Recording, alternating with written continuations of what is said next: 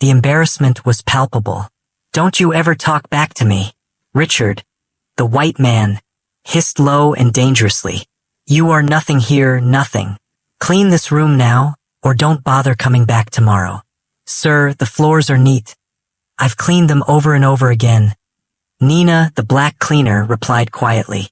But without a word, Richard filled a cup with water and drenched Nina with it, soaking her hair, streaming down her face, saturating her uniform shirt, and pooling around her feet on the freshly mopped floor. The shock of the cold water made her gasp, but it was the deliberate cruelty of the act that took her breath away entirely. "Now you have something real to clean up," Richard said, unaware that he hadn't only humiliated a cleaner, but had disrespected the woman who held the power to dismantle his entire career. The shiny floors of Morgan Apex Technologies' executive floor reflected the harsh fluorescent lights as Nina, disguised in a maintenance uniform, meticulously guided her mop across the polished surface. The nameplate on her chest read Nina, not Celeste Morgan. The hands that had signed million-dollar contracts now gripped a mop handle, red and raw from Industrial Cleaning Solutions. As she worked, the click of expensive leather shoes approached from behind.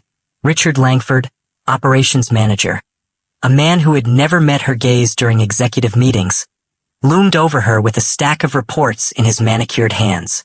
Celeste's eyes, usually confident and assertive in boardrooms, flashed with contained fury.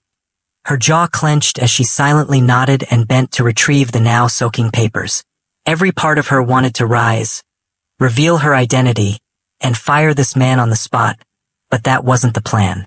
Celeste Morgan, 28 years old, a Stanford Business School graduate with designer suits and a commanding presence, had earned the respect of industry leaders and was featured in Forbes 30 Under 30 for her inventive approach to sustainable technology. Morgan Apex Technologies wasn't just any company. It was founded by Franklin Morgan, her father, 35 years ago in his garage in Tacoma, Washington, with a $2,000 loan from his grandmother. It had blossomed into a fintech giant valued at over $5 billion.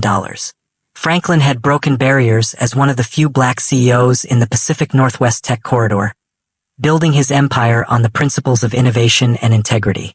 Now 60, Franklin's silver-streaked hair and deep laugh lines bore witness to decades of challenges overcome. However, in recent times, his normally vibrant complexion had dulled following a heart attack 6 months prior, which had been a wake-up call for the entire Morgan family. Doctors were frank. Franklin needed to reduce his stress levels immediately. The 80-hour workweeks that had been his norm for 3 decades were no longer viable. Succession planning, previously a theoretical discussion, had become urgent.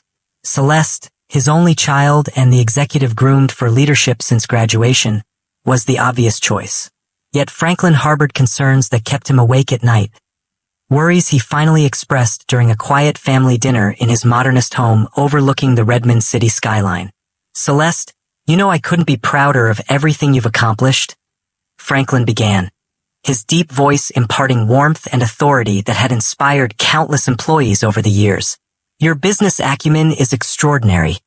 Your technical knowledge is impressive. But I'm worried about what you don't know." Celeste lowered her fork, her perfectly arched eyebrow raised in question. "What don't I know, Dad?" Franklin sighed, bearing the weight of his legacy on his shoulders. "You don't know what it's like in the trenches. You've never seen how the company operates from the ground up. You've never experienced how management treats the people who keep this company running but lack fancy titles or corner offices." Celeste was about to argue when he raised his hand. "When I started this company, I was the janitor, accountant, salesman, and engineer. I knew every aspect because I performed every job. That perspective is invaluable. The reports crossing your desk won't tell you about the culture existing beyond the executive floor." His eyes, so similar to Celeste's, were filled with genuine concern. "I've been hearing whispers, Celeste, about how different the company culture is from what we intended, but everyone puts on a show for the boss and family. You can't lead what you don't truly understand." The challenge hung thick between them.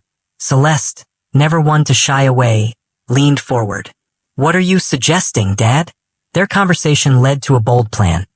Celeste would go undercover as a member of the night cleaning crew for 2 weeks, with no special treatment, shortcuts, or privileges. She would experience Morgan Apex Technologies as thousands of employees did, from the bottom rung of the corporate ladder. The transformation was dramatic. Her designer wardrobe replaced with worn clothes, her straightened hair allowed to revert to its natural curls, obscured by a simple headscarf. Her immaculate nails were stripped bare, her signature makeup abandoned. Every element of her polished executive image was exchanged for that of Nina, an unremarkable cleaning woman who would blend into the background of corporate life. Franklin arranged her placement through a third-party cleaning service, ensuring no one in HR would connect her true identity. Her background check and paperwork were handled discreetly, creating a foolproof cover. As far as anyone at Morgan Apex Technologies knew, Nina was merely a new cleaner assigned to the executive floor. The stakes were set. Celeste had 2 weeks to understand the company's true culture, 2 weeks to determine if the company her father built maintained the values he instilled at its inception. Little did she know how those 2 weeks would reshape her perception of Morgan Apex Technologies and her worldview. The following day, Celeste, transformed into Nina, waited nervously, adjusting her ill-fitting uniform for her first shift. A bare hand fidgeted with an unfamiliar employee badge clipped to her chest. Her first night began at 10 p.m., long after most executives had vacated the building. The orientation was brief and impersonal. A hurried walkthrough of cleaning protocols, safety regulations, and a stern warning about immediate termination and potential criminal charges for any theft. The supervisor barely met her gaze as he handed her a ring of keys and a checklist of duties. Throughout her life, Celeste had commanded attention as Franklin Morgan's daughter, a Stanford graduate, and an executive vice president. People noticed her presence, made eye contact. But as Nina the cleaner, she was invisible. Working executives sidestepped her without words, sometimes bumping into her cleaning cart without an apology. As she entered offices where people were still working, they continued casual discussions about confidential matters, indifferent to the invisible person collecting their trash. By the end of her first day, Celeste had developed calluses on her once soft hands, moving with the efficiency of one who couldn't afford to waste energy. She began to observe patterns in how different employees treated the cleaning staff. Each day revealed aspects of Morgan Apex Technologies she had never envisioned existed. The pristine company her father built, with its stated values of respect, integrity, and innovation, appeared starkly different when viewed from the bottom up. On her second day as Nina, Celeste adapted to the physical demands of her new role. Muscle aches dulled to a steady throb. Her hands now calloused. She learned how to distribute her weight while mopping to minimize strain on her back. But no amount of physical adaptation could brace her for the psychological trials Richard Langford, the operations supervisor, was about to unleash. Richard took pride in his strict management at Morgan Apex Technologies. At 45, he had ascended the corporate ladder through sheer grit and a reputation for results, regardless of the human cost. His immaculate style projected authority, but he treated cleaning staff as inferior. To management, he displayed efficiency and dedication, but to the cleaners, he was a tyrant whose whims turned their already difficult jobs unbearable. "This is unacceptable," he declared on their first inspection, scrutinizing a glove with a barely visible smudge. After checking above a ceiling vent, an area not scheduled for regular cleaning, he berated them, demanding the entire third-floor east wing be recleaned, forcing the team to stay 2 hours past their shift without extra pay. When Maria attempted to explain that the area above the vents was slated for quarterly deep cleaning, Richard cut her off. "If I wanted excuses, I'd ask for them. What I want is competence, which seems in short supply around here." While Richard was generally harsh to the cleaning staff, he seemed to take particular pleasure in targeting Celeste. Perhaps it was her newness, or something in her demeanor that provoked his need to assert dominance. Whatever the reason, he made Nina his personal project. No matter how meticulously Celeste cleaned, he found fault. During her first shift cleaning restrooms, Richard arrived for an unscheduled inspection. Rather than wait for her to finish, he began criticizing her progress and technique. Are you deliberately trying to be incompetent, or does it come naturally? He asked, loud enough for anyone nearby to hear. This is exactly why we should outsource cleaning to robots. At least they can follow instructions correctly the first time. Celeste bit her tongue, swallowing her anger. She could have crushed Richard's career as the executive VP, but as Nina the cleaner, she had no recourse but to apologize and promise to improve. The other cleaners noticed Richard's fixation on the new girl and tried to warn her. Darnell Bishop, an older cleaner, pulled Celeste aside after a particularly harsh interaction left her trembling. You need to stay out of his way, he cautioned. One night during her first week, while cleaning outside the main conference room on the executive floor, Celeste positioned her cleaning cart to allow easy access. The hallway was nearly empty at 11:30 p.m. Most offices dark, their occupants long gone. Just as she finished refilling her bucket with fresh cleaning solution, she heard Richard's loud footsteps approaching. He stopped beside her cleaning cart, surveying her work with exaggerated scrutiny. What happened next was no accident. As he resumed walking, he swung his arm, crashing her organized cart down, creating a loud thud. He stepped through the spilled solution, leaving footprints on the floor Celeste had just perfected. He didn't look back, offer assistance, or apologize. In that moment, something fundamental shifted in Celeste's understanding of Morgan Apex Technologies. This wasn't mere disrespect or invisibility. It was calculated cruelty, abuse of power with no fear of consequences. As she knelt to clean the mess, fighting back tears of frustration and rage, it became clear. This wasn't only about understanding company culture anymore or proving her worthiness for succession. It was about justice for the invisible workforce keeping Morgan Apex Technologies running, the people her father had once been part of before building his empire. When Richard's racist remarks escalated in the following days, Celeste was ready. She documented everything. Times, dates, witnesses, and direct quotes. She noticed which executives facilitated such behavior and which seemed uncomfortable but said nothing. Piece by piece, she built her case while maintaining her cover as Nina, the invisible cleaner. Richard returned a few minutes later. You think you're clever, don't you? He hissed, stepping closer. Celeste remained silent, aware that anything she said would only provoke him further. She focused on gathering her supplies for the next office on her rotation, trying to escape the confrontation. I'm speaking to you, Richard snapped. The proper response when a supervisor addresses you is yes, sir, or no, sir. Didn't they teach you basic respect in whatever gutter they pulled you from? Yes, sir. Sorry, sir, she replied, the words tasting bitter on her tongue.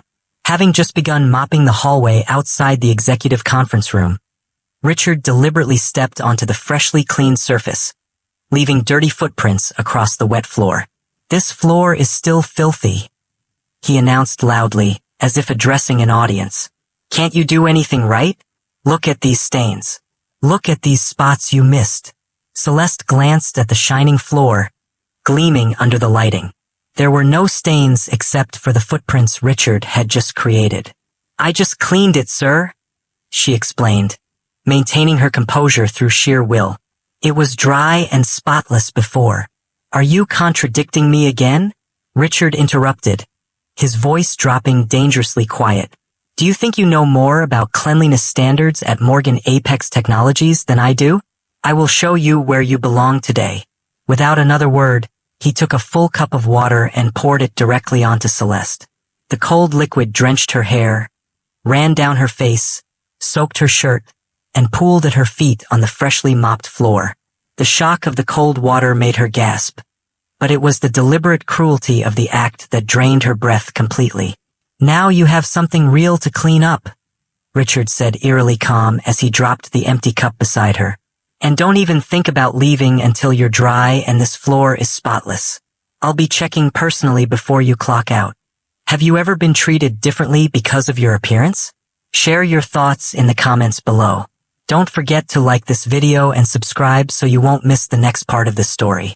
Celeste stood frozen, water dripping from her hair and clothes, creating puddles around her feet.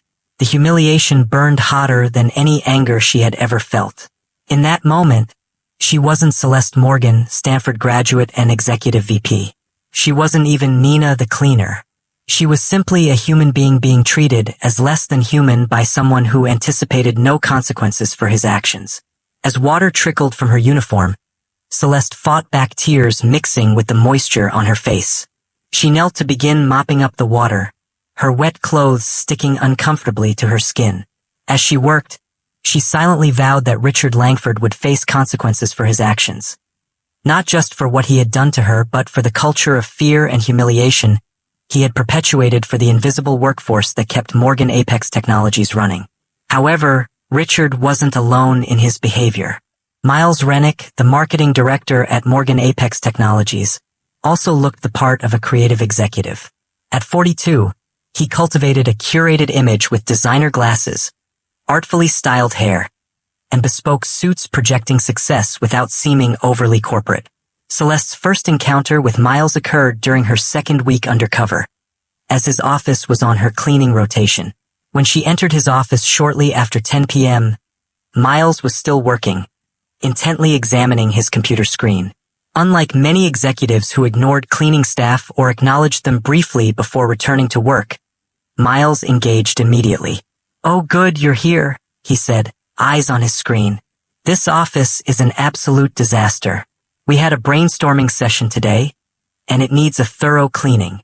To Celeste's experienced eye, the office appeared relatively tidy, just a few coffee cups on the side table and papers arranged in piles. Nothing that justified his absolute disaster claim. Nevertheless, she nodded and began her cleaning routine, starting with emptying the trash. Miles watched her work, flipping between his screen and her movements. As she finished dusting the bookshelves and moved to clean the glass coffee table, he cleared his throat dramatically. "That's not how you clean glass properly," he instructed, rising from his desk to approach.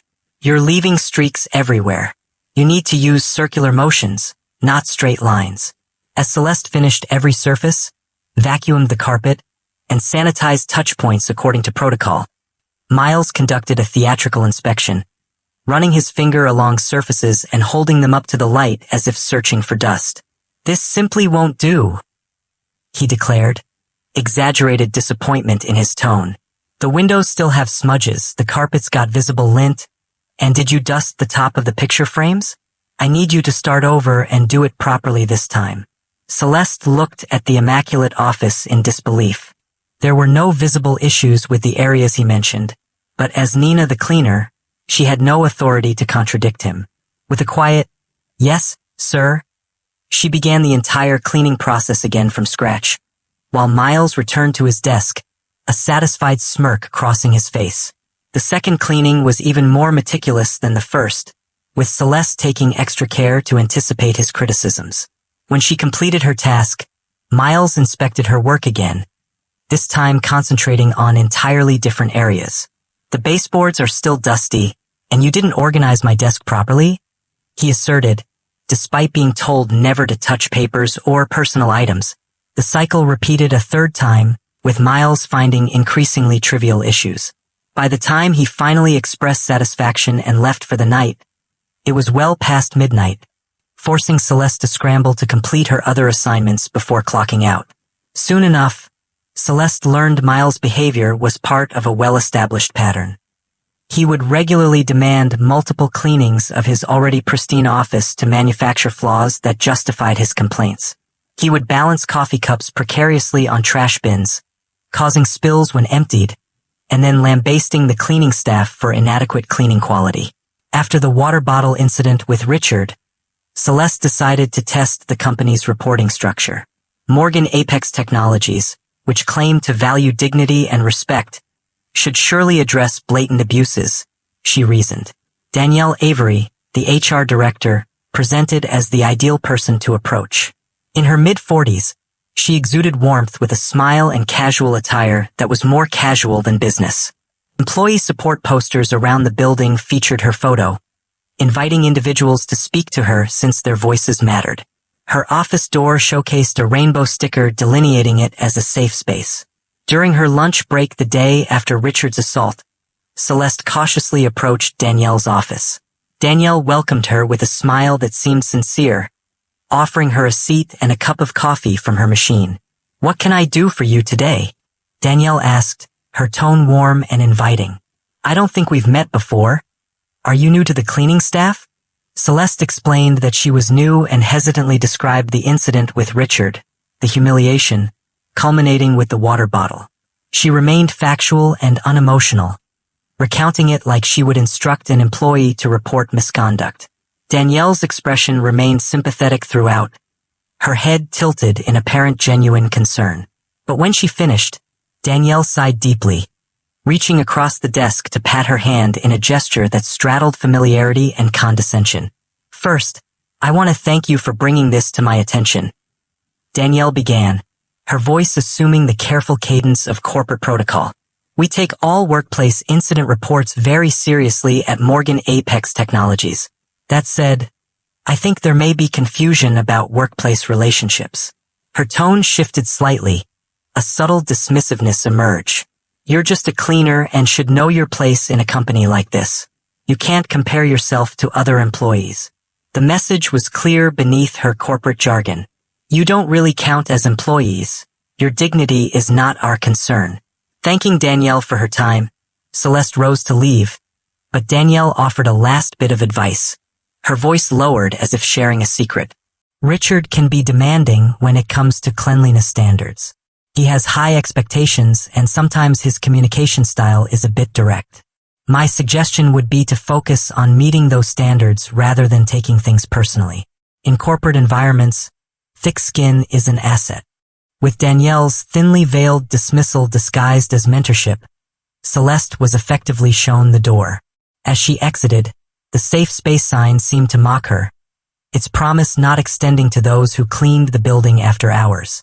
What Danielle didn't know was that Celeste had secretly recorded their entire conversation on her phone, a document that would later be crucial evidence revealing how systematically the company failed its most vulnerable workers. If Richard and Miles' cruelty demonstrated the systematic nature of workplace abuse, Celeste's encounter with Courtney Langford would reveal its most shocking physical manifestation. Courtney, Senior Vice President of Sales, was a legend at Morgan Apex Technologies, her sales team consistently outperforming targets, presentations at industry conferences drawing audiences. She had the confidence of someone who knew her worth and the temperament of someone unaccustomed to contradiction. The confrontation occurred during Celeste's third week undercover on Friday evening, while assigned to clean the main conference room on the 38th floor. As she entered the room, Courtney's sharp voice sliced through the air. "Excuse me, where do you think you're going?" Surprised by the direct address, Celeste paused, then replied, "I'm sorry for interrupting, ma'am. This room is scheduled for cleaning at 9 p.m. I'll come back when you're ready." It was a reasonable response, polite and professional, one that would have concluded the matter in a normal workplace interaction. But Courtney Langford didn't adhere to normal conventions. "How dare you disturb my meeting?" she snapped, stepping closer to Celeste. "Do I have to waste my valuable time explaining basic professional courtesy to someone who cleans toilets for a living?" Celeste endured the public humiliation, surrounded by junior sales staff who shifted their eyes away from the confrontation, their collective silence fostering a tacit agreement that the event was acceptable. While Celeste had weathered Richard's water assault and Miles' enduring humiliation, Courtney's scorn was unbearable. Perhaps the very injustice of being reprimanded for simply doing her job triggered Celeste's response. Pure Celeste Morgan, rather than the deferential Nina. "With all due respect," she said, her voice steadier than she felt, "I am adhering to the established protocol. If there's a conflict with the cleaning schedule, the proper procedure is to notify facility management in advance. I'm just trying to do my job, just as you are." The conference room fell silent. Junior salespeople froze, disbelief on their faces at a cleaner daring to respond to Courtney Langford. For Courtney, the unexpected pushback stunned her, the silence lingering until her rage contorted her face. Without warning, she swung her hand, connecting sharply with Celeste's cheek. A crack echoed through the silent room. The force of the slap sent Celeste stumbling back, hitting her cleaning cart. "Don't you ever talk back to me," Courtney hissed, her voice low and dangerous. "You are nothing here, nothing. Clean this room now, or don't bother coming back tomorrow. Pain blossomed across Celeste's cheek, but it paled against the shock freezing her in place. In all her years in corporate America, from Stanford to the executive ranks, she had never witnessed such blatant physical assault, let alone experienced it personally. Junior salespeople stared at their laptops, notes, and ceilings. No one spoke, objected, or offered assistance. Their silence was an act of violence, a tacit agreement that what had just occurred was acceptable or, at least, not worth risking their careers to address. Celeste nearly broke character, an impulse to reveal her identity overwhelming. She could transform from Nina the cleaner to Celeste Morgan, executive vice president, the daughter of the founder. But something deeper kept her in check. With surprising discipline, Celeste maintained her cover, lowered her eyes, murmured an apology, and began cleaning the conference room. The red mark on her cheek burned with embarrassment, but her mind had never been clearer. This was her breaking point. Not because the slap was more painful than Richard's assault or Miles' humiliation, but because it encapsulated a pattern that could no longer be ignored. Morgan Apex Technologies, the company her father built on dignity and respect, had become a landscape where employees could be physically assaulted without consequence. As she mechanically wiped down surfaces around the oblivious sales team, Celeste's mission evolved from simple observation to collecting evidence for one of the most significant restructurings in the company's history. Every interaction, every abuse, and every failure in leadership would be documented. Names would be recorded, incidents dated and detailed. When her 2 weeks undercover concluded, the reckoning would commence. What would you do if you were in Celeste's shoes? Share your thoughts in the comments below, and don't forget to like this video and subscribe to ensure you don't miss the next part of the story. By the end of her 2nd week undercover, Celeste had experienced enough mistreatment to justify either pulling the plug on her experiment or returning to her executive role. She had witnessed systemic abuse from multiple leaders and endured both verbal and physical assaults. Celeste's first step was creating a secure system for collecting evidence. Her cleaning cart provided the perfect cover. No one paid attention to the supplies within its compartments, allowing her to hide a small, powerful camera and digital voice recorder among bottles and rags. Though she kept her phone silenced in her pocket, it enabled her to capture still images when necessary, though she used it sparingly to avoid detection. Her nights adopted a new rhythm while she continued her cleaning duties meticulously. She strategically positioned herself to document conversations in meeting rooms, photograph documents left on desks, and record post-work interactions that revealed the true culture at Morgan Apex Technologies.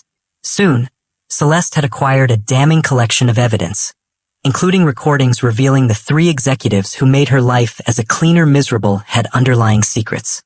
They had been siphoning off company funds meant for lower workers into their pockets while delivering company information to competitors, attempting to oust Franklin as CEO before succession occurred. The evidence was overwhelming and undeniable.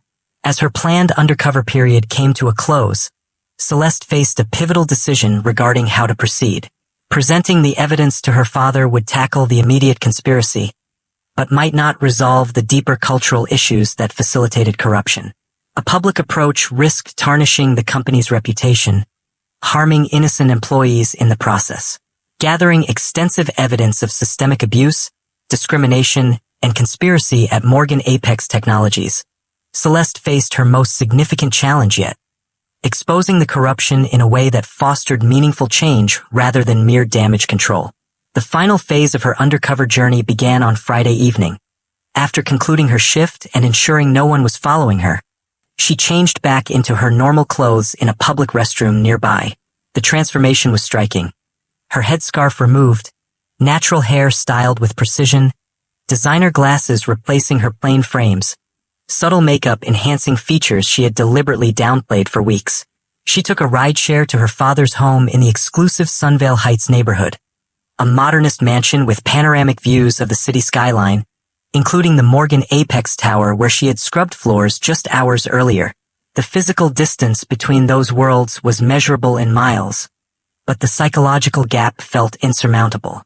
Franklin Morgan awaited her in his home office, his expression grave. "You look exhausted," he stated, concern evident in his gaze. "I am," Celeste admitted. But not just physically. I'm emotionally drained from what I've uncovered. For 3 hours, she meticulously presented her findings, using her laptop to display emails, performance reviews, financial discrepancies, and videos demonstrating abuse. She documented systematic mistreatment of support staff. Franklin listened intently, his expression darkening as the evidence accumulated. When she showed him the video of Courtney Langford slapping Nina, his fist clenched involuntarily. When the recording of Richard pouring water on her played, his jaw tightened in barely contained anger. They've betrayed everything this company stands for, he murmured quietly, yet vibrating with intensity. Everything I've built, everything I believed in. Celeste nodded, recognizing that her father's reaction stemmed not only from a personal affront to his daughter, but from the violation of the principles he had built his life's work on. The question is, she said, how do we address this in a way that brings about real change? Together, they devised a strategy to expose the corruption publicly. Franklin would convene an emergency board meeting for Monday morning to address urgent company concerns he had recently learned about. All department heads and senior management, including Richard, Danielle, Miles, and Courtney, would be required to attend. The 5 executives at the center of the conspiracy would not be briefed on specific evidence or Celeste's undercover role, ensuring genuine reactions when the full situation unfolded.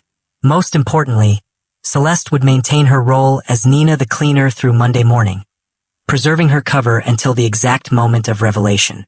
This would necessitate one last night of humiliation, but it would be worth it for the justice that would follow. They strategized late into the night, addressing contingencies and refining their approach. Before Celeste left, Franklin embraced her, pride evident in his gaze. I thought this experience would teach you about leadership, he said, but it seems you're teaching me. No matter what happens Monday, I want you to know I'm proud of you. Not just as my daughter, but as the future of Morgan Apex Technologies. By Sunday night, everything was in place. The board had been notified, the evidence prepared, and security personnel briefed for potential responses when the revelations broke. All that remained was the confrontation and Celeste's final performance as Nina the cleaner. Monday morning dawned clear and bright, sunlight sparkling off the glass and steel of the Morgan Apex Technologies tower as Celeste arrived in her cleaner's uniform for her last shift in disguise. She had meticulously scheduled herself for the executive floor to ensure she would clean the boardroom before the 10 a.m. emergency meeting. At 8:30 a.m., as executives began arriving for their normal workday, Celeste pushed her cleaning cart toward the executive boardroom on the 42nd floor. The space was impressive. A massive oval table of polished walnut encircled with leather chairs. She had just started dusting when Richard Langford entered, his expression sour at finding her there. What are you doing here? He demanded, clutching his briefcase in one hand and a coffee in the other. This room needs to be perfect for an emergency board meeting at 10. I'm assigned to clean it, sir, Celeste replied, her tone remaining consistent with the deference she had perfected over the month. I'll be finished well before 10. Richard's eyes narrowed as he scanned the room. Make sure it's actually clean this time. The CEO and board members will be here. If I find a single speck of dust, you'll be fired. I'll check your work before the meeting, he declared, indicating he was eager to find fault. Now get moving. People will arrive soon. By 9:45 a.m., executives and board members had begun gathering outside the boardroom. Their expressions reflected confusion or concern regarding the unexpected meeting's urgency. Franklin Morgan arrived last, acknowledging greetings with short nods, but providing no explanation for the emergency session. At 9:55 a.m., Richard returned to inspect the boardroom, making a show of checking for dust on surfaces and running his finger along the windowsill as executives took their seats. You missed spots on the windows, he announced loudly, despite the glass being spotless, and the table hasn't been polished properly. This is the kind of sloppy work I've come to expect from new hires. I'll handle it right away, Celeste responded, moving to address areas needing no attention. As the clock struck 10 a.m., Franklin Morgan called the meeting to order, his authoritative voice slicing through the murmurs surrounding the table. As Celeste continued cleaning in the background, appearing focused on her tasks, she absorbed every inch of the unfolding drama. I've called this emergency meeting to address serious concerns regarding the corporate culture at Morgan Apex Technologies. Franklin began gravely. Evidence has emerged suggesting we've strayed significantly from the core values upon which I built this company. The room fell silent. Executives exchanged uneasy glances. Danielle Avery straightened her posture, her pen poised above her notepad, ready to document solutions that she had helped engineer. Miles maintained his carefully curated persona despite nervously drumming his fingers on the table. Courtney masked her thoughts behind an expression of professional interest. "Get out," Richard shouted, trying to dismiss Nina from the room. "This is sensitive corporate business." The moment had arrived. All eyes turned momentarily toward the unassuming cleaner, expecting her to scurry away as commanded. Instead, Celeste carefully set her mop against the wall, straightened to her full height, squared her shoulders, and turned to face the assembled executives with a calm dignity that commanded their attention. "Actually, I'd like to stay," Celeste stated clearly, using Richard's first name in a casual tone that demonstrated her authority. But she added, "I think you're the one who doesn't understand the situation." With deliberate movements, she removed the headscarf covering her hair, allowing her natural curls to frame her face. Next, she took off her plain glasses, pulling out her designer frames from her pocket. Finally, she unzipped her gray cleaning uniform, revealing a professionally tailored blazer and blouse beneath. The transformation was electric. Around the table, expressions shifted from confusion to shock as recognition dawned. These executives had worked with Celeste Morgan for years. They had attended meetings with her, reported to her, strategized alongside her. Yet none had recognized her beneath the disguise. They had never truly seen the cleaning staff as human beings worthy of notice. "I am Celeste Morgan and the new CEO of this company as my dad's successor," she announced, though by now, no introduction was necessary. Confusion turned to shock. Silence enveloped the room, as Celeste tapped a small remote retrieved from her pocket. A presentation showcasing the evidence began unfolding on screen. The video captured the moment Richard poured water on Nina, with timestamps and locations clear. There was no room for denial. Richard's face paled as he watched himself on screen. His habitual arrogance crumbled under the undeniable evidence. "That's taken out of context. She was insubordinate," he tried to argue. "Pouring water on an employee is not defensible, Richard," Celeste calmly interrupted. "There's no context in which it becomes acceptable." The presentation advanced again, highlighting Miles Rennick in his office, forcing Nina to repeat cleaning perfectly pristine surfaces while shrill, trivial criticisms undermined her work. "Miles Rennick, marketing director, routinely abuses his authority," Celeste declared, moving methodically through the evidence she'd gathered. As Celeste continued presenting her collection of evidence, some board members took notes fiercely. Others sat back, expressions betraying shock or disgust. An older board member polished his glasses in disbelief as Celeste glanced over those in attendance. Each proved regressively complicit in the abuses she revealed. Courtney Langford was the first to retaliate. "This is a gross mischaracterization," she protested. "That video is clearly edited."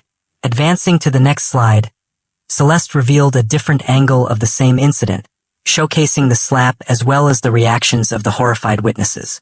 "Would you like me to play audio as well, Ms. Langford? Your exact words were, 'Don't you ever talk back to me.